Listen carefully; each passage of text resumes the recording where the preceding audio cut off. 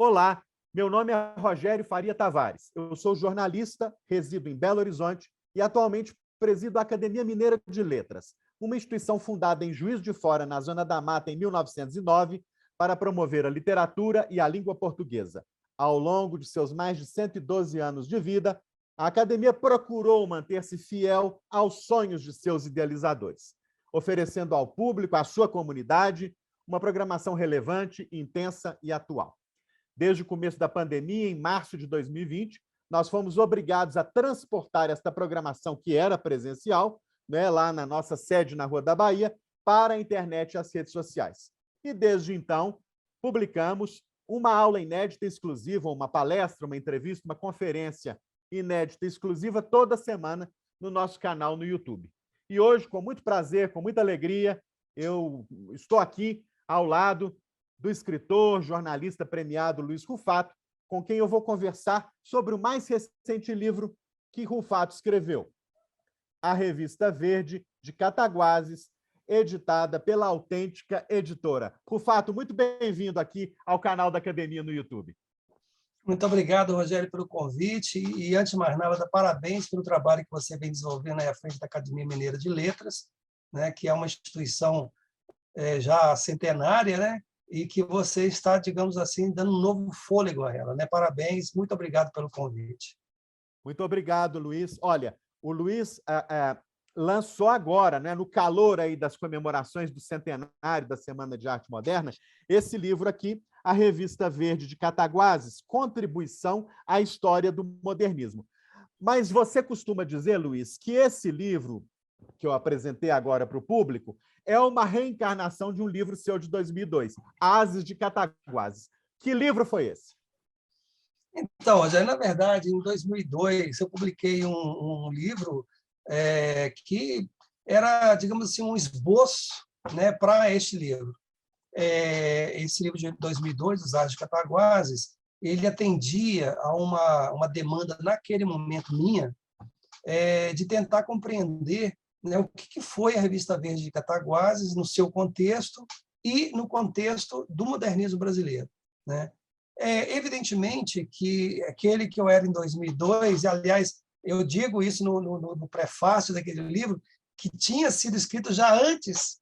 Eu creio que esse livro saiu em 2002, mas ele devia ser pesquisas até no meados da década de 90, né? Eu dizia que aquele homem de 2002 que publicava aquele livro já não era mais aquele que fez a pesquisa antes. E muito mais agora, né? Em que se passaram 20 anos daquele livro. Então, evidentemente que hoje, ao longo desses anos todos, eu continuei assim, estudando, pesquisando, recolhendo material, né, a ponto de chegar a este momento e poder, então, oferecer ao leitor um livro que eu considero, pelo menos da minha parte, a mais honesta pesquisa que eu poderia ter feito até agora. E sinceramente, eu acho, para mim, pelo menos, eu me dei por satisfeito com o que entrego agora. Olha, e o prefácio do livro é assinado pelo nosso confrade, nosso querido amigo Humberto Werneck, atual ocupante da cadeira de número 5. Eu começo com a pergunta que muita gente fez e que Rufato responde, né, no livro, nesse ensaio que a Autêntica agora editou. A pergunta que muita gente fez: Movimento Verde, o movimento da Revista Verde, é um fenômeno inexplicável? É um exotismo? É um milagre? Não é? A gente sempre ouviu falar dessa forma, né, desse jeito, a respeito desses acontecimentos de Cataguases. E o Rufato responde isso no seu livro. Qual é a resposta, Rufato?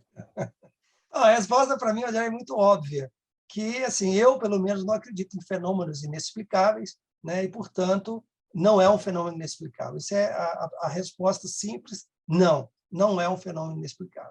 Agora, veja bem, o que aconteceu? Como eu disse, em 2002 eu tinha publicado digamos assim, esse esboço, né, que eu considerava até aquele momento algo que eu conseguia fazer naquele momento. E no início da pandemia, ou seja, comecinho dos anos de 2020, né, eu recebi um convite que muito me surpreendeu até, da Gênese Andrade, que organizou um livro que acaba de sair pela Companhia das Letras, chamado Modernismos, 1922-2022. E neste convite, ela me pedia para abordar, né, o modernismo, ou a chegada do modernismo, ou como que o modernismo se instalou no Rio de Janeiro, em Minas Gerais e no Rio Grande do Sul. E então eu tomei essa tarefa, eu sempre, quando me convido para algo e eu aceito, né? Porque quando eu não aceito, tudo bem, porque Claro. eu não vou conseguir fazer o que eu quero. Mas quando eu aceito, geralmente assim é algo que eu vou muito a fundo, assim, eu me coloco como alguém que é meio até obsessivo para resolver os problemas que me colocam. E, ao abordar esse tema, que está no livro publicado neste ano, Modernismo 1922-2022, eu retomei, né, o contato, né, com a Revista Verde, evidentemente, quando falava de Minas Gerais. E aí eu me lembrei daquele esboço de 2002, né, que era o Oásis de Cataguases, e eu cheguei à conclusão de que aquilo não me satisfazia mais. Eu tinha que retomar aquele trabalho. Então, assim que eu entreguei o texto para a Gênese, eu já voltei os meus olhos para, digamos, retomar esse livro, por isso que eu chamo de uma reencarnação, porque ele estava morto e agora ele voltou à vida, né? E foi muito interessante, porque eu fiquei realmente, durante 1 ano e meio, sem sair do meu apartamento. Ou seja, durante 1 ano e meio, eu não coloquei nem o nariz fora do meu apartamento.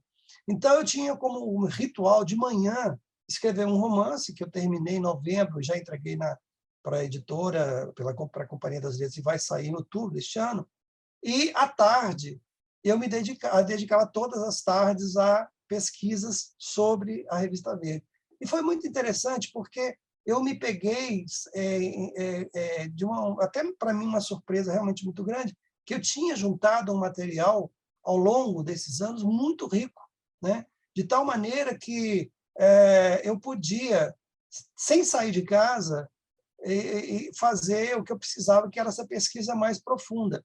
Então, assim, na verdade, eu creio que 70% do material usado no livro estava dentro da minha biblioteca e 30% era no arquivo da Biblioteca Nacional, que é um arquivo interessantíssimo. Quem não conhecer, eu convido, vale a pena, é um arquivo maravilhoso, e que, num determinado momento, saiu do ar, e eu tive um problema ali no meio do caminho, porque eu não sei por que cargas d'água ele saiu do ar, mas, enfim, foi essa a tarefa que eu me coloquei. Então, agora, voltando e respondendo a sua pergunta, esta foi, digamos assim, essa pergunta foi algo que me incomodou a vida inteira, né? Por que Cataguases? Né? Eu lia sempre que os pesquisadores, até hoje, aliás, os pesquisadores, quando falam da Revista Verde, sempre se referem assim: a Revista Verde, nascida numa pequena cidade interior de Minas Gerais, né? É um fenômeno, uma coisa exótica, e foi por isso que chamou a atenção e tal. E eu nunca me conformei com isso, porque não é verdade. Quando você se debruça sobre o contexto, né? E quando você realmente está querendo fazer uma pesquisa a sério, então você tem que compreender todos os elementos que estejam envolvidos naquele assunto, daquele objeto, né? Aí você percebe que não tem nada de exótico, né? Que, evidentemente, se você pensar, hoje, Cataguases, 70 mil habitantes, uma cidade que é uma cidade decadente, uma cidade que tem problemas estruturais, tem problemas com violência urbana, com drogas, etc. e tal, em relação a Belo Horizonte, que tem 2,5 milhões de habitantes, ou com São Paulo, que tem 10 milhões de habitantes, aí você fala, realmente, é uma coisa incompreensível. Não é isso, né? Não é isso. Você tem que pensar, voltar no tempo, ir lá em 1927 e entender o que era o Brasil em 1927, o que era Minas Gerais em 1927 e o que era Cataguases em 1927. Exatamente. E o Rufato explica muito claramente no livro em que nível estava a economia na cidade e na região. eu queria que ele comentasse rapidamente aqui para o nosso público o patamar em que se encontrava a cidade do ponto de vista econômico e do ponto de vista da sua infraestrutura urbana. Depois nós vamos falar da educação, que é um tema que me impressiona profundamente, que me agrada muito. Eu sou filho e sobrinho de professores, então eu gosto muito de dar ênfase a isso. Agora, economia e infraestrutura urbana, né? Como era Cataguases naquele tempo? Então, Rogério, eu acho que toda pesquisa séria ela deve partir de uma pergunta e não de uma resposta, né? Porque quando você parte de uma resposta, na verdade, você tenta justificar a sua resposta. Então, eu parti de uma pergunta, e a pergunta era essa, exatamente, o que era Cataguases naquele 1927? Ou naquele momento, porque, na verdade, você tem que ir um pouquinho antes para você compreender 1927. Né? Eu estou falando 1927 porque foi em 1927 que a revista é colocada em circulação. Muito bem. A primeira coisa que nós temos que pensar é exatamente isso. Todo fenômeno cultural ele é decorrente de um fenômeno econômico.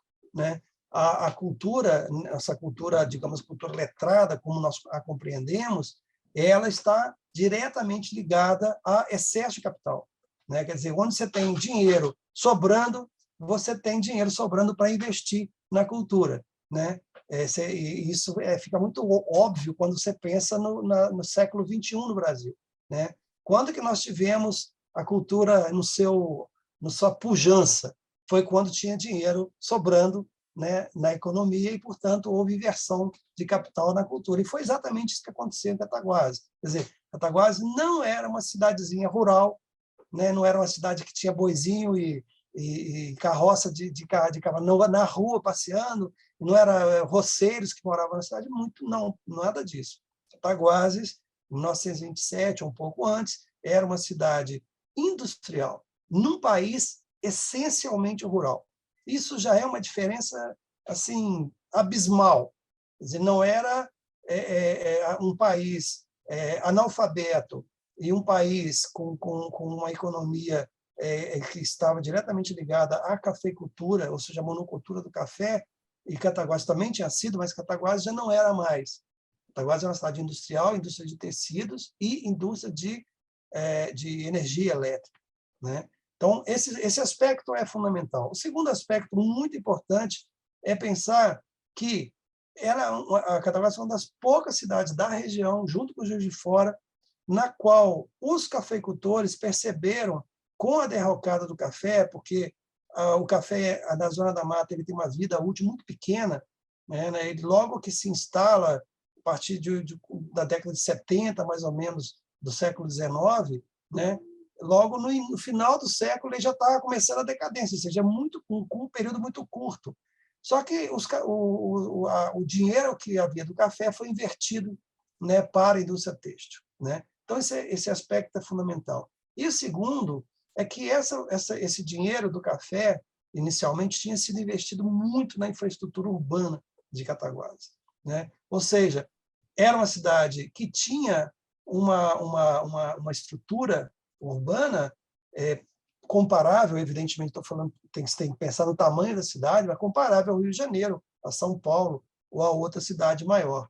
Então, tem um fato interessantíssimo que é pouco lembrado, mas que também é fundamental, é que a linha férrea, né, terminava em Cataguases, ou seja, havia uma relação muito rápida de informação entre Cataguases e o Rio de Janeiro.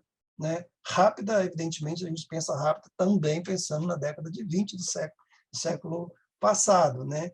Então, assim, esses aspectos, né, todos eles convergiram para que a cidade não fosse um fenômeno inexplicável. Olha, e onde tem fábrica, tem o proletariado, né? Então, a Liga Operária em Cataguases ela é fundada em 1906, né? 21 anos antes da fundação da revista. Então, há aí uma estrutura muito mais complexa de relações sociais do que em outros núcleos populacionais daquele momento no Brasil, não é isso? Isso também é relevante. Sem dúvida, sem dúvida. Por isso que eu te digo que, se você não compreende, né, esse aspecto da cidade, né, você realmente vai achar, como muita gente achou e até hoje acha, que, nossa, como, puxa vida, olha, Cataguases, cidadezinha do interior e tal. Não, não era isso. Na época, Belo Horizonte não tinha nem 100 mil habitantes, né? A gente tem que lembrar que Belo Horizonte tinha sido fundado no final do século XIX, era uma cidade muito recente, né? E ela tinha levado toda a administração pública para lá, saindo de Ouro Preto e indo para lá, né? E era uma cidade pequena, assim, pequena não, mas não era uma cidade grande. São Paulo tinha 500 mil habitantes, Minas Gerais, Belo Horizonte tinha pouco, quase 100 mil habitantes, e Cataguases tinha 16 mil habitantes. Portanto, né, essa relação que nós temos que pensar, e que eu penso que não foi por outro motivo que digamos assim, a literatura de vanguarda de Cataguases estava muito mais relacionada com o dinamismo de São Paulo, né, com o febril que São Paulo representava, do que com o Rio de Janeiro, que era a cidade da burocracia, ou mesmo com Belo Horizonte, que também era a cidade da burocracia. Isso. Agora, me interessa muito saber em que ambiente essa geração da Revista Verde cresceu, em que ambiente ela se formou.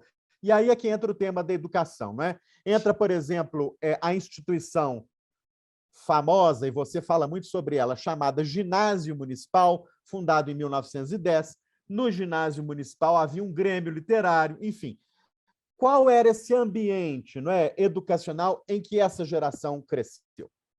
Então, Rogério, isso é muito interessante, porque assim, eu acredito que você também, me pauto sempre o seguinte: olha, todos os problemas que nós temos estão relacionados a ter ou não ter educação de qualidade. Veja bem, eu disse educação de qualidade, não educação. Educação é uma coisa, educação de qualidade é outra coisa. E isso foi um outro ponto interessantíssimo que ocorreu em Cataguases, porque, na época, né, por conta desse capital que estava, digamos, entre aspas, sobrando, houve interesse da própria burguesia da cidade criar uma condição de educação para os seus filhos que eles não necessitassem sair de Cataguases para ir estudar em outros lugares, né?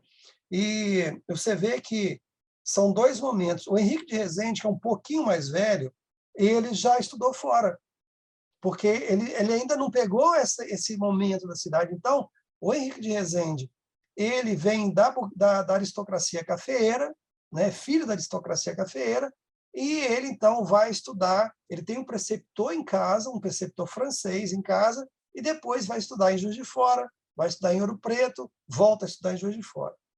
Já essa geração, que é uma geração mais nova só, ou seja, a diferença de idade não é muito grande, mas eles já pegaram esta instituição educacional que proporcionava uma educação de qualidade para os filhos da terra. E é interessante que o ginásio municipal, que depois se transformou no famoso Colégio de Cataguases, a ideia era mesmo de ser uma espécie de caraça, né? Tanto que você percebe, não é à toa, que quase todos os membros do Grupo Verde não são de Cataguases. Eles são de outras cidades que vão estudar em Cataguases naquele momento e, portanto, ali se forma um grupo, mas esse grupo se forma em torno do ginásio, ele se forma em torno do Grêmio, o Grêmio que era o Grêmio Machado de Assis, né? E esse Grêmio proporciona a eles a oportunidade de ter contato, digamos, um contato realmente verdadeiro e profundo com a cultura letrada, e que inclui a literatura, né? Eu acho curioso porque isso demonstra muito claramente, né, como que a educação de qualidade ela é transformadora, né? E outras cidades ali da região que não tinham nem essa questão econômica, né? Ou seja, não tinha não eram cidades industriais, e também não tinha essa infraestrutura urbana, e que também não tinha essa educação de qualidade, elas não ofereceram a oportunidade de transformação dos seus habitantes, né? Então, Por que não aconteceu em Leopoldina, ou em Ubá, ou, sei lá, em Visconde do Rio Branco? Não, ia acontecer em Cataguases. É por isso. Claro. Olha, e o Grêmio também reativou um jornal, não é isso? O Estudante foi um jornal do Grêmio, importante aí, né? Os Sim, jovens já estavam lá escrevendo.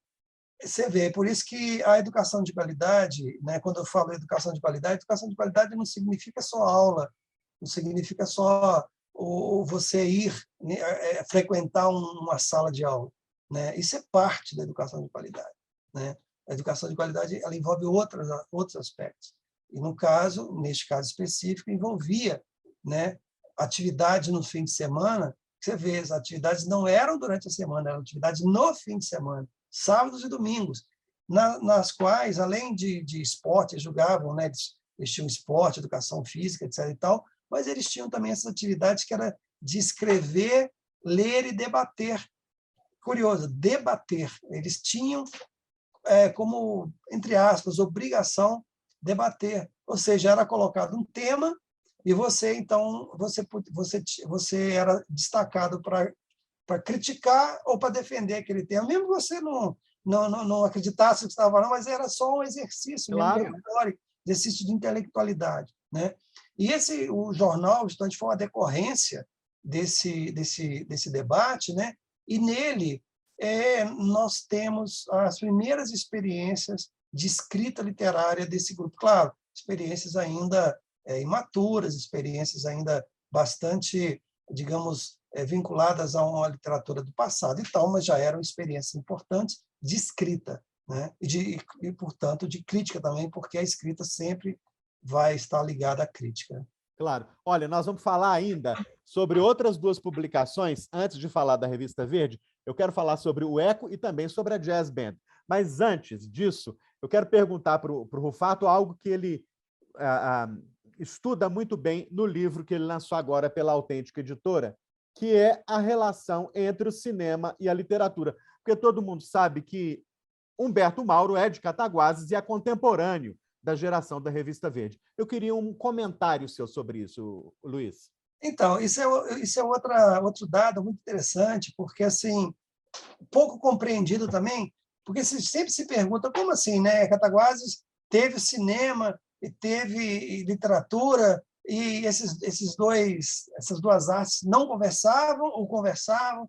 Humberto Mauro participou do Grupo Verde, não participou, ou seja, também é algo que não se estuda, não se aprofunda, né? Na verdade, a resposta é complexa, né? Porque, sim, Humberto Mauro conhecia as pessoas do Grupo Verde, sim, Humberto Mauro não teve nada a ver com a Revista Verde. E, sim, o Grupo Verde conhecia o Humberto Mauro, e, sim, ele não tem nada a ver com o cinema do Humberto Mauro. E por que isso, né? A resposta a isso também é muito simples. Quando você começa a pensar, é fácil de compreender isso, né? Literatura e cinema são duas linguagens, e duas linguagens muito diferentes. A Revista Verde, o Grupo Verde, estava lidando com a linguagem literária, que é uma linguagem milenar, e, portanto, com uma tradição já, né, de uma tradição já pronta. O cinema tinha uma linguagem nova, era algo que não se conhecia, o cinema já acabado de ser inventado, né? Então, o trabalho que você tem de quebrar a tradição da língua literária é infinitamente maior do que o trabalho de você inventar uma linguagem literária, porque ali não estava quebrando nenhuma tradição. Tanto que, quando você lê os jornais da época de Cataguases, você percebe nitidamente que o cinema era muito bem reconhecido e aceito pela sociedade, enquanto essa quebra de paradigma proposta na literatura era rechaçada, e faz todo sentido, né? Claro. Outro aspecto importante de lembrar é que o Humberto Mauro, quando ele se interessa pelo cinema, ele não se interessa pela história que está sendo contada. Ele se interessa, como engenheiro que ele era, ele se interessa em compreender, puxa, como é que esses caras fizeram para colocar essas imagens em movimento, né? Como é que faz para que isso funcione? Ou seja, era um aspecto mais mecânico do cinema que interessa a ele. E, portanto, isso não interessava para os meninos que estavam ali quebrando uma tradição, né? Era algo que realmente interessava para alguém que estava com a cabeça mais de engenheiro mesmo, né? E é muito importante lembrar que os depoimentos dos grandes estudiosos, que inclusive conheceram o Humberto Mauro, são muito claros nisso, que o Humberto Mauro era extremamente conservador no gosto estético. Portanto, não faria sentido algum. Provavelmente, ele tinha certa... Eu estou falando por minha conta, mas eu acho que ele deveria ter até um certo desprezo pelo que eles estavam fazendo, porque ele provavelmente gostava muito do que se tinha feito, né?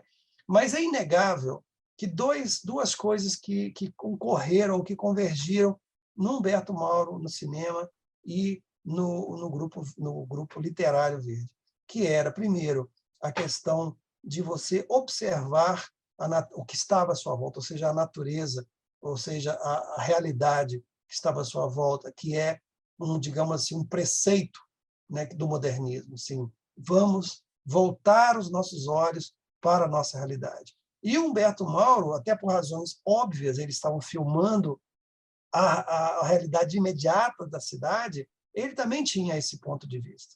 Por outros motivos, mas tinha. Então, vamos dizer assim, vamos chamar isso de nacionalismo, ou seja, olhar o que está à sua volta. Tanto Humberto Mauro quanto o Grupo Verde fez. O segundo é a questão da linguagem. Sim, os personagens do Humberto Mauro, os atores do Humberto Mauro, mesmo que no início eles fossem um pouco pomposos e tal, eles estavam falando a linguagem que se conhecia, que se falava no Brasil, né? Porque era assim que se falava.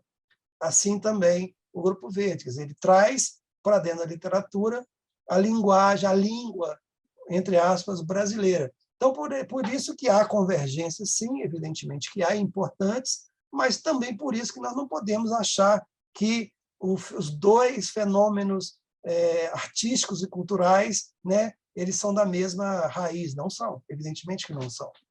Ok, claro.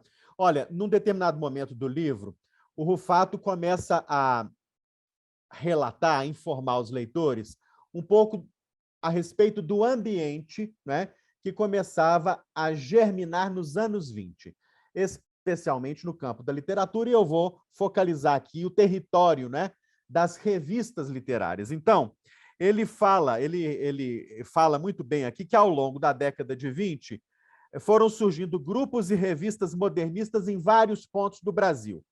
A Mauricéia, em 23, Revista do Norte, em 26, lá no Recife, Belém Nova, também de 23, em Belém, a Revista de 25, e Leite Crioulo, de 29, aqui em Belo Horizonte, a Madrugada, em Porto Alegre, em 1926, Arco e Flecha, em Salvador, em 28, Maracajá, 28, em Fortaleza. Enfim, havia aí um ambiente em que, em vários pontos do território brasileiro, né, surgiam publicações em tom modernista, né? Eu queria que você fizesse uma reflexão sobre esse meio ambiente em que nasceu a Revista Verde e em que antes também nasceu aí o Eco e a Jazz Band.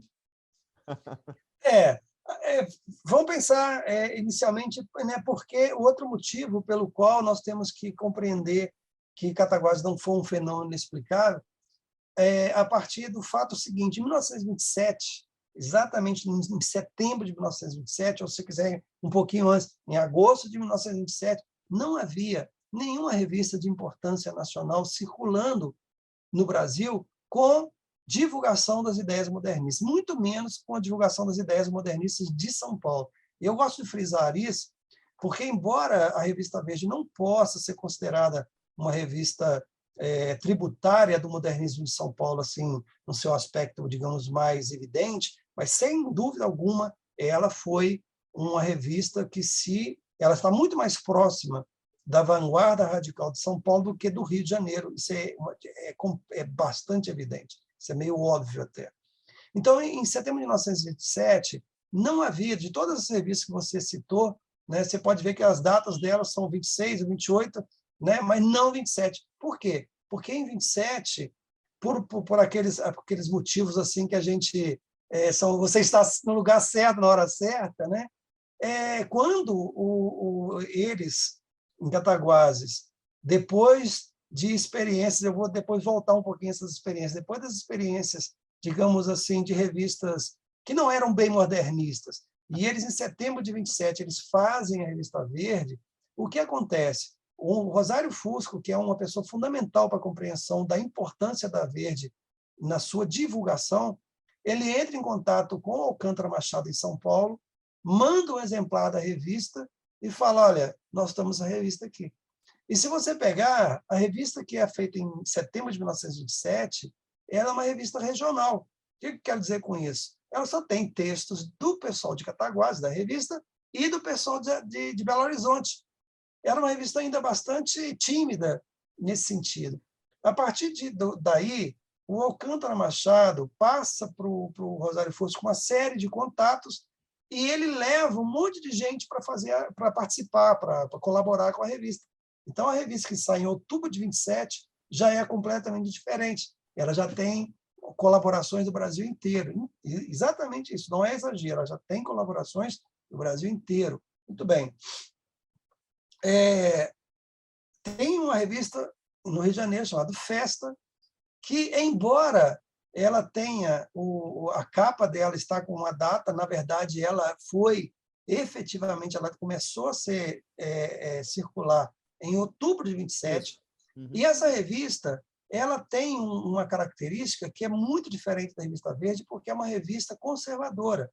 A revista Festa, do Rio de Janeiro, é uma revista que está ligada ao grupo chamado da revista A Ordem, que era uma revista católica e conservadora, né, e até, digamos assim, até meio reacionária, mas depois, em 30, isso vai ficar mais evidente, mas naquele momento não era tão evidente assim, mas é uma revista conservadora, né?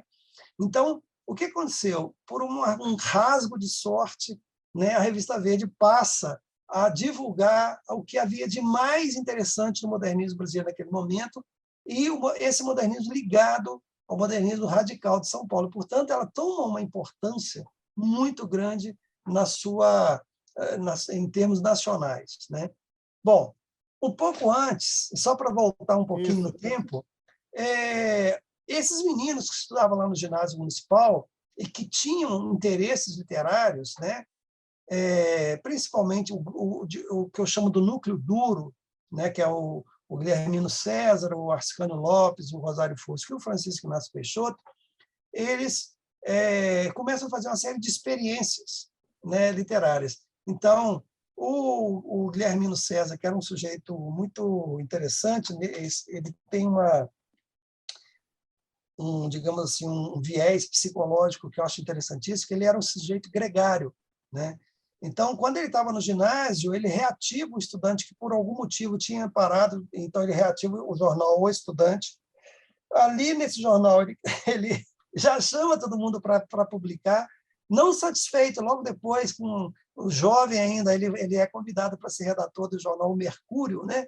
Que era o jornal da Associação Comercial de Cataguases, que era um jornal que tinha nada a ver com literatura, mas ele leva a literatura para dentro do jornal Mercúrio, e depois dessa experiência, um dos membros do Grupo Verde, diretamente, que é o Rosário Fusco, faz o Jazz Band, e um outro que não era diretamente ligado ao grupo faz um jornal chamado Eco. Isso. Todas essas experiências, elas são erradamente colocadas na história da literatura de quem estudou mal a Revista Verde, elas são colocadas como experiências modernistas. E quando você vai ver, tem nada de modernismo. Isso é uma bobagem que foi digamos, levada pelo Rosário Fusco e pelo Guilhermino César. Eles sempre falavam, não, eram modernistas. Não eram modernistas nada. Você pega e vê, eu mostro isso muito claramente no livro, que eram experiências bastante retrógradas, inclusive, eram experiências românticas ou simbolistas, né? Ou até mesmo parnasianas. Então, mas, claro, elas foram importantes para que eles tomassem pé do que era escrever literatura, né? O Rosário Fusco, em agosto de 27, ou seja, um mês antes, da Revista Verde, ele confessava de uma maneira bastante até ingênua, assim, eu não entendo muito bem esse negócio de literatura modernista, não. Que um dos membros, o Camilo Soares, que depois viria a ser um membro expurgado, né? Mas o Camilo Soares que já fazia alguma coisa parecida com o modernismo. Portanto, eu acho que esse arcabouço, né, do que estava acontecendo no Brasil em termos de modernismo mostra, de novo, que não existia o modernismo, mas modernismos no qual, né, se insere a Revista Verde e o Grupo Verde. Agora a gente chega a 1927, chega efetivamente aí ao lançamento da revista, à fundação da revista. Eu queria que o Rufato falasse aqui para o nosso público sobre temas que sempre interessam muitas pessoas. Primeiro, por que o nome Verde? Né? Por que esse movimento ganhou esse nome? Né? Até uma discussão no livro a respeito, enfim. Isso eu acho muito interessante, a ideia do nome da revista e do movimento, e como a revista se mantinha, que eu acho também muito interessante. Então, Rogério, isso é um dado interessante porque, assim, logo em seguida, né, porque, assim, o que acontece? A década de 20, o modernismo na década de 20, ela prepara o que foi o varguismo na década de 30 e 40. Né? Isso, para mim, é cada vez inegável. O modernismo torna-se política de Estado na década de 30. Né? E a década de 30 é uma década muito convulsa. Né? Você tem ali grandes grupos ideológicos se debatendo. Né? Você tem ali os comunistas, você tem ali os católicos, você tem ali os fascistas, você tem ali os liberais, você tem ali os conservadores, todo mundo batendo cabeça. E como a questão ao verde, né, ficou muito ligada à ideia de fascismo, porque ainda no finalzinho da década de 20, um grupo dissidente do modernismo de São Paulo, né, vai fundar o chamado Movimento Verde e Amarelo, que é um movimento, né, de nacionalismo extremado e que vai redundar em duas pernas na década de 30, uma claramente fascista, com Plínio Salgado, né, e outra chamada bandeirismo, com o Cassiano Ricardo, que é, digamos, conservador, mas não chega a ser fascista. Mas o movimento do Plínio Salgado é fascista. Então, essa ideia de verde, né, ela acabou muito relacionada a verde-amarelismo, a verde como nacionalismo extremado ou como fascismo. Só que nós não podemos perder de vista que a revista é de 1927. Ela é anterior a essa discussão de verde. E verde, então, nós temos que compreender o que é verde. Verde, segundo as minhas pesquisas, está muito mais ligada à questão de imaturidade, o que é até meio ingênuo, né? Eles são verdes, ou seja, é muito mais questão de ser jovem, ser imaturo, ou seja, ser não maduro, né? Do que a qualquer questão ligada ao fascismo. Inclusive, porque não há, sinceramente, do meu ponto de vista, nenhum dos membros do grupo tinha qualquer, digamos, viés ou qualquer tendência ao fascismo. Tinha, sim, tendência ao conservadorismo, isso é evidente. Na década de 30, nós vamos ter ali uma adesão, digamos, bastante... uma adesão muito clara, né, ao governo Vargas, principalmente do Rosário Fusco e do Guilhermino César. Né? Eles são claramente, eles aderem à ideologia varguista, mas nós não podemos chamar a ideologia varguista de fascista. Mas ela tem, em alguns momentos, até simpatias pelo Vargas, mas nós não podemos, para sermos honestos, chamá-lo. Então, eu acho que a grande confusão que houve foi exatamente esta, de achar que verde estava ligado ao fascismo. E, só para concluir a questão financeira, é interessante também lembrar o seguinte, que muita gente fala, os próprios verdes falam, a gente não teve apoio da cidade, etc. e tal, que isso é absolutamente desmentido quando você faz só uma análise das propagandas que tem na revista. Né? Por isso que eu acho que a pesquisa é interessante quando você não tem uma resposta, você vai em busca de uma resposta. Porque se eu fosse, por exemplo, me pautar pelos depoimentos do grupo, eu continuaria falando, como todos os pesquisadores tentam, realmente ninguém apoiou e tal. Quando você vê, você vai às páginas de revista cheias de anúncio, né? E anúncio da cidade.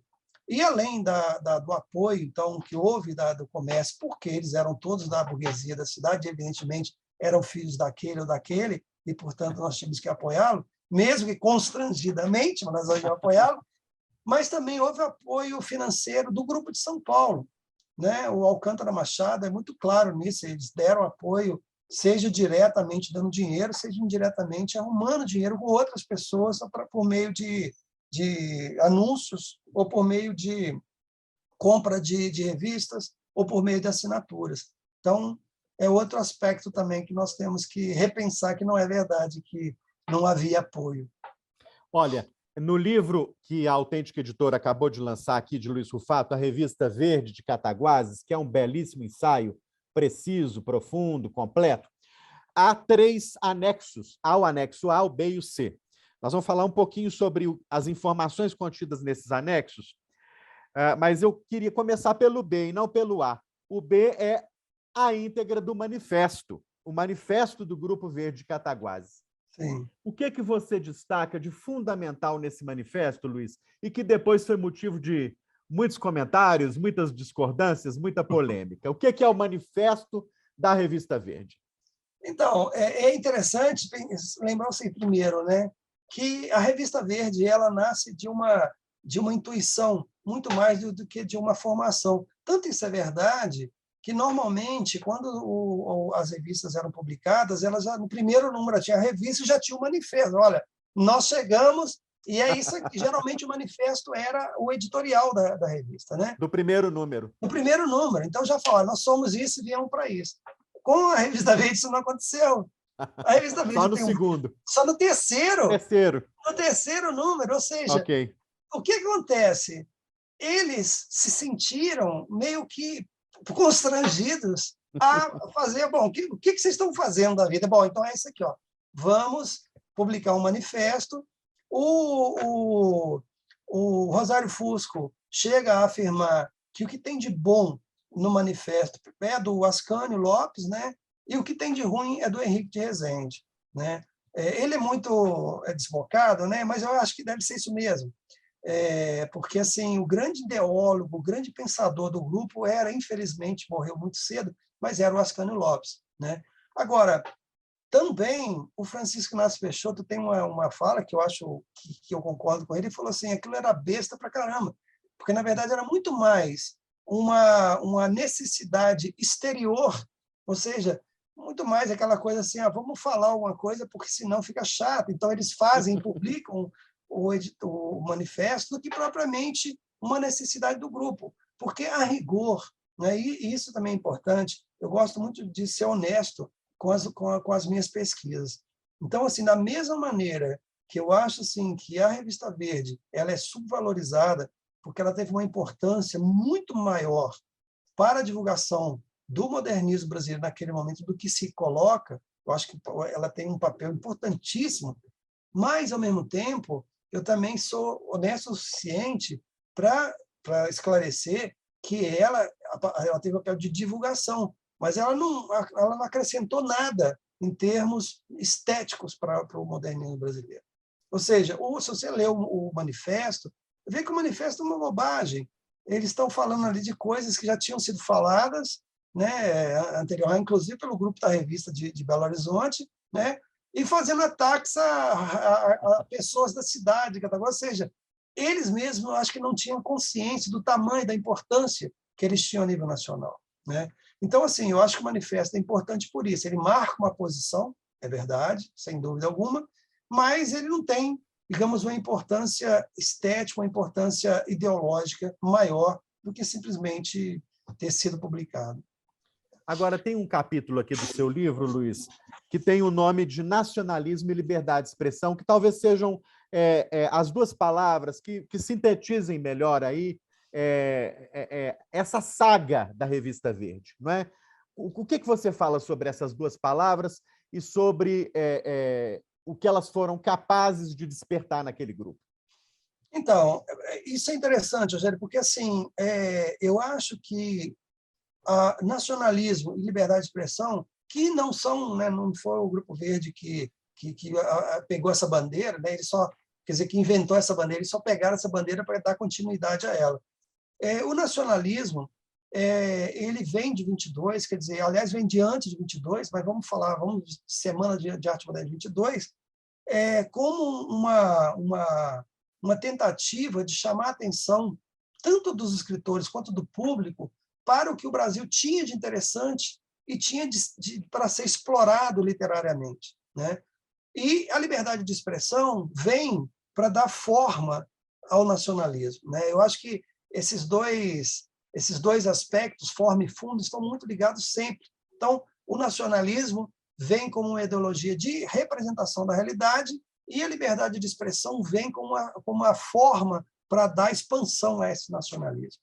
E o Ascânio Lopes, que é, como eu disse, para mim, o grande ideólogo mesmo do Grupo Verde, ele é muito feliz nisso, ele tem umas ideias, inclusive, bastante claras e que se aproximam, curiosamente, muito do que o Oswald pensava, e não o que o Mário, mas o que o Oswald pensava em termos de como representar a realidade brasileira, né?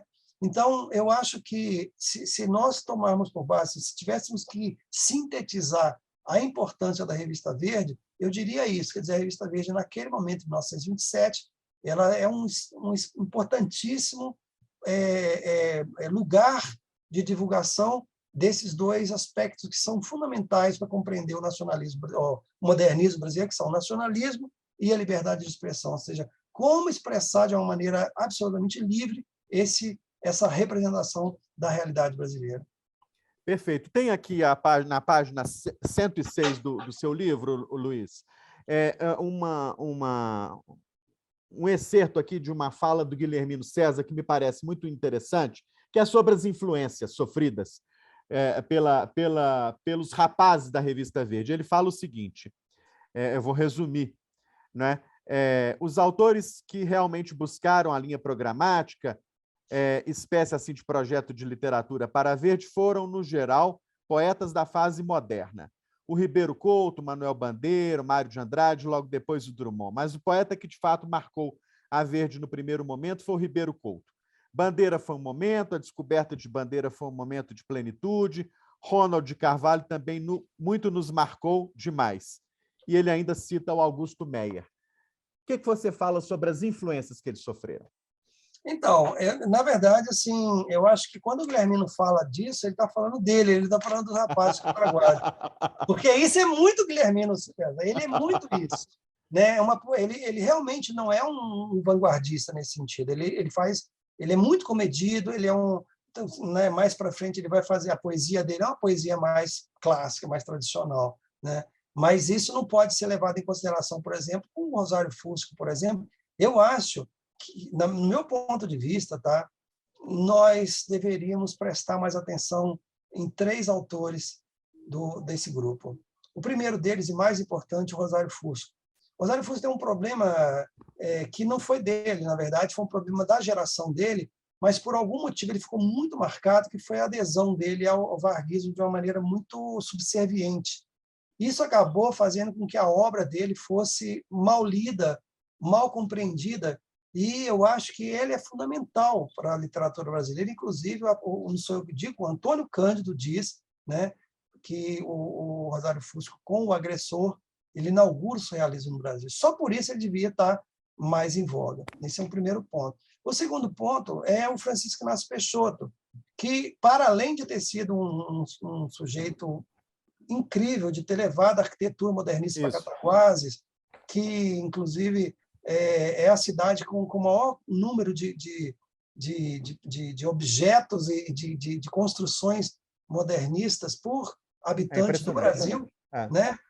Então, assim, esse é só dele, assim, isso a Cataguases deve ao Francisco Inácio Peixoto isso, mas para além disso ele foi um grande contista, um contista primoroso que eu acho também que deveria ser estudado. E o outro é o Ascânio Lopes. Infelizmente, o Ascânio, né, morreu muito cedo, mas as pouquíssimas coisas que ele deixou, eu acho, puxa, de uma primorosas também, né? Então, assim, eu acho que quando o Guilhermino fala isso, ele está falando dele, Você não encontra, né, isso no Francisco Inácio Peixoto, não encontra isso no Rosário Fusco, e, curiosamente, não encontra isso no Ascânio, que, para mim, tivesse sobrevivido, seria, sem dúvida alguma, o mais interessante de todos eles. Uhum. Olha, para que os leitores, para que os ouvintes, né, os espectadores aqui do nosso papo saibam, né, e a gente também está sempre fazendo referência a livros aqui, esse é um pouco o espírito da nossa programação aqui no YouTube. Em 2005, Luiz Rufato organizou a obra completa de Ascânio Lopes. E em 2008 ele fez o mesmo com a obra de Francisco Inácio Peixoto. Então são duas obras importantes de Luiz Rufato, né? Uma de 2005 sobre Ascânio Lopes e a outra de 2008 sobre Francisco Inácio Peixoto. Luiz, como acaba a revista? Por que ela termina? Por que ela não continua? Rogério, assim, a revista Verde, como todas as revistas modernistas, todas elas tiveram um período muito curto de vida. E é para isso mesmo, né? As revistas literárias, elas servem para isso. Elas servem para, num determinado momento, você agregar algumas pessoas, essas pessoas que têm interesses comuns divulgarem seus trabalhos, serem criticados, etc. e tal, e daí partirem para as suas obras, para as obras, suas próprias obras, né? Não foi diferente com a Revista Verde, né? Ela tem 4 números na década no ano de 27, setembro, outubro, novembro, dezembro de 27. Depois tem um quinto número que sai em junho, mas com data de janeiro, porque eles já não tinham dinheiro mais para fazer a revista. E, na verdade, é muito mais do que isso. Eles já não estavam morando em Cataguases. Quando o primeiro número da revista sai, na verdade, o Francisco Inácio Peixoto já morava no Rio de Janeiro, Guilhermino César e Ascânio Lopes já moravam em Belo Horizonte. Portanto, o que tinha do grupo lá, no final daquele de 1927, eles já saem de lá, então não tem mais ninguém para fazer revista, a não ser o Rosário Fusco e o Henrique de Rezende. Então, quando em 28, eles ainda tentam fazer um 6º número e tal, e não conseguem. E depois tem um último número, né, que é em mais 29, mas esse número, na verdade, é só uma homenagem ao Ascânio Lopes, que tinha morrido naquele começo do ano de 29. Então, ela já tinha cumprido o seu papel, como todas as revistas modernistas, né, que não iam mais de 5, 6, 7 números, elas tinham cumprido o seu papel. E daí para frente, cada um vai desenvolver sua própria obra, alguns não vão nem fazer mais nada, né, alguns vão simplesmente desaparecer, não vão publicar nada depois disso, e outros, sim, vão continuar sua obra, vão continuar, digamos, levando essa bandeira aí do modernismo consolidado, né, para frente. Legado da Revista Verde, hoje, 100 anos, quase 100 anos depois. Então, esse é um ponto interessante, porque eu acho que a efeméride é interessante sempre porque ela te dá a oportunidade de você fazer uma reflexão sobre o passado e tentar compreender o futuro, né? A Revista Verde ela tem que ser compreendida no contexto do modernismo brasileiro, ou seja, a década de 20. A década de 20 ela é muito rica, né, nessa quebra de paradigmas, né? Mas logo em 1930, como eu disse, ela é incorporada com política de Estado do Vargas, né, principalmente no Ministério da Educação, né, que o Gustavo Capanema estava lá, com, inclusive, o Carlos Drummond de Andrade como seu chefe de gabinete, né? Todos os modernistas da década de 20, ou quase todos, passaram pelo governo Vargas, direta ou indiretamente, né? Ele cooptou todo mundo, né? Então, eu acho que o legado da Revista Verde não é diferente do legado das outras revistas, ou seja, ela foi fundamental para a consolidação do modernismo naquele momento, né? Ótimo, foi o que dava para fazer. E depois, para Cataguases especificamente, quer dizer, quando o Francisco Inácio Peixoto, depois de passar uma temporada no Rio de Janeiro, ele volta para Cataguases e ele faz lá uma espécie de laboratório, né, do que seria o modernismo no Brasil. Então, lá, Oscar Niemeyer vai fazer tudo o que ele tinha que fazer como laboratório antes de fazer Brasília. Lá vão estar presentes vários artistas plásticos, como Portinari, Janira, Henrique Maciel.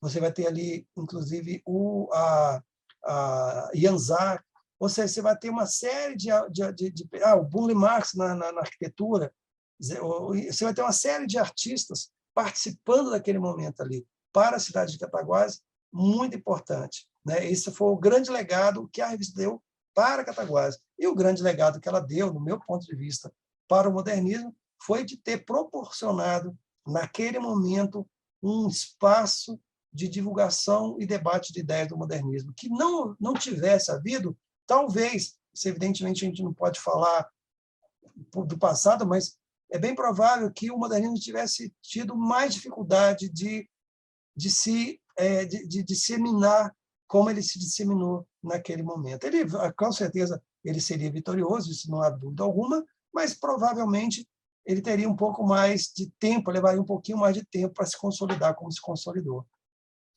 Olha, eu falei aqui a respeito dos anexos ao texto deste belo livro do Luiz Rufato, a Revista Verde Cataguases. No anexo A, o Rufato traz aí para os leitores o que ele chamou de breve biobibliografia do Grupo Verde. É muito interessante, porque há aqui verdadeiros verbetes e verbetes muito completos a respeito dos integrantes do grupo. O Henrique de Rezende, que foi da nossa Academia Mineira de Letras, assim como Guilhermino César, Martins Mendes, Ascânio Lopes, Cristóforo Fonteboa, Oswaldo Abrita, que é pai de Luiz Carlos Abrita e avô do Sérgio Abrita, que é um dramaturgo mineiro de muita qualidade, Guilhermino César, enfim, Camilo Soares, Francisco Inácio Peixoto, que é essa força impressionante, né, de realizador. Enfim, há aqui um roteiro muito útil, muito completo, para quem quer conhecer os integrantes do Movimento Verde. E, finalmente, Rosário Fusco, que é avô da nossa querida Núdia Fusco, da Editora Autêntica, né? Depois, no anexo B, há a íntegra do texto do manifesto. E, olha, no anexo C, há aqui algo muito interessante, que é o sumário dos 6 números de Verde, né? Então, quem não, de alguma forma, não tem acesso a esses sumários, pode ver aqui, né, no anexo C, quem escreveu nos 6 números da Revista Verde. E pode comprovar o que disse aí o Luiz, né? O número 1 é o número regional. A partir do número 2, a revista já se nacionaliza, né, Luiz? Há aqui vários colaboradores de todas as regiões do país. Como última pergunta, nós estamos completando aí a nossa horinha de conversa, né? Eu queria pedir a você, Luiz, uma reflexão, né, mais ampla, né, a respeito do que foi esse movimento para a história da cultura no Brasil, do movimento modernista. Agora, nós tratamos aqui não só da Revista Verde ou do Movimento Verde, mas do movimento modernista, porque nós estamos vendo aí, atualmente, na imprensa brasileira, muitos programas, muitos artigos, muita polêmica, muitos debates. Eu queria, então, uma reflexão, né? Não no calor das polêmicas, mas à luz de quem estuda e pesquisa seriamente o tema, né? Qual é a reflexão que você faz sobre o impacto do modernismo no Brasil e o legado do modernismo no Brasil, hoje, 100 anos depois? Então, eu acho que tem uma frase, de uma reflexão, na verdade, do Guilhermino César, em algum momento do livro, em que ele diz mais ou menos isso, que ele fala assim, olha, o nosso movimentinho, ele usa, inclusive, esse termo, entre aspas, movimentinho, ele, de alguma maneira, ele antecipa 1930, né? E eu acho que ele tem total razão nisso, ou seja, não só a Revista Verde, não só o Movimento Verde, mas o movimento modernista, né? Ele antecipa 1930. E qual que é a importância disso? Não, a importância disso é total, né? Eu acho que nós temos que... O Brasil era um país até 1930 e é outro país depois de 1930. E veja bem, por mais problemático que seja o governo Vargas, não estou aqui dizendo que foi tudo maravilha, não. Isso é um fato, isso é fato. Quer dizer, 1930 marca a modernidade do Brasil, a entrada do Brasil na modernidade, né? E não é por acaso, né? Não é por acaso, porque até então o Brasil, até 1930, o Brasil era um país que era dominado por uma elite agrária, né? E depois ele passa a ser dominado por uma burguesia urbana, E aí você fala, mas isso é vantajoso? Pode ter certeza que é. Pode ter certeza que é. Assim, a exploração da elite agrária ela é muito maior do que a exploração da burguesia urbana. E eu vou te dar um detalhe só para provar isso. E aí é um depoimento pessoal para provar isso. Quando a minha mãe e meu pai se casaram, e eles eram da pequena comunidade italiana chamada Rodeiro, em Minas Gerais, era uma comunidade rural. E eles mudaram para Cataguases, eles foram para Cataguases, porque Cataguases oferecia algo que Rodeiro não oferecia, que nenhuma das cidades ali da Zona da Mata oferecia, que era uma educação para pessoas que não tinham dinheiro. E por que a cidade oferecia isso? Porque ela não era uma cidade agrária, era uma cidade industrial. E por que uma cidade industrial oferecia uma educação para os filhos dos operários? Porque para você trabalhar na roça, você não precisa de educação, né? Basta você puxar uma enxada, hoje pega um trator e vai. Mas para você trabalhar numa fábrica, você tem que ter uma educação mínima, você tem que saber minimamente ler e escrever. Então, a mudança de paradigma em 1930 é essa, né? 1930 marca o fim da aristocracia agrária e o início da burguesia urbana, né? E foi, sem dúvida alguma, por meio dessa discussão das ideias que foram provocadas pelos modernistas, mas não só, evidentemente, não foram os modernistas que fizeram isso, seria uma estupidez eu dizer isso, mas, com certeza, foi por meio das ideias que estavam sendo discutidas naquele momento, incluindo as ideias modernistas, é que foi possível haver 1930. Né? 1930 é engraçado porque é exatamente um ano depois do crash da Bolsa. Em outubro de 29 tem o crash da Bolsa de Nova York, e em outubro de 1930 tem o golpe civil-militar do Getúlio Vargas. Então, assim, isso é inegável, isso é história. Né? O resto é uma discussão de outras coisas, mas isso é inegável, isso é história. E esse foi o grande legado que o modernismo nos deu. Quer dizer, a passagem de um país para outro. Depois disso, o que houve depois disso? Bom, depois disso houve de tudo. Né? Houve ditaduras, houve momentos econômicos ótimos, houve problemas econômicos sérios, e hoje, infelizmente, nós estamos aí na égide de um sujeito né, que é inominável, né, para falar o mínimo. Né? Mas isso é história, isso é indiscutível. Então, para mim, o modernismo tem nos deixou esse legado, né? E que nós deveríamos olhar para trás, humildemente, modestamente, entender o que aconteceu e tentar levar à frente esse aspecto que, para mim, é fundamental para a compreensão não só da história do modernismo, mas da história do Brasil. Muito bom. Luiz, foi um privilégio, que bela reflexão, é uma reflexão que ilumina, que inspira, não é? Muito obrigado, foi um prazer. Parabéns pelo seu belo livro. Olha, esse livro, lançado agora pela Autêntica, é uma preciosidade e ajuda a gente a entender, não é? Como surgiu em Cataguases o Movimento Verde, a Revista Verde, ajuda também a gente a entender um pouco como era o Brasil naquele momento, o que, em consequência, ajuda a entender o que nós vivemos depois. Luiz, muito obrigado, foi um prazer. Obrigado a você, Rogério. O prazer foi meu. Espero que tenhamos outras oportunidades para conversar, que foi ótimo. Que bom, vai ser um prazer e sempre é um prazer. Eu sou um leitor do Luiz Rufato, né? E vou continuar sendo. Né? Luiz, muito obrigado. Até a próxima. Até a próxima. Tchau.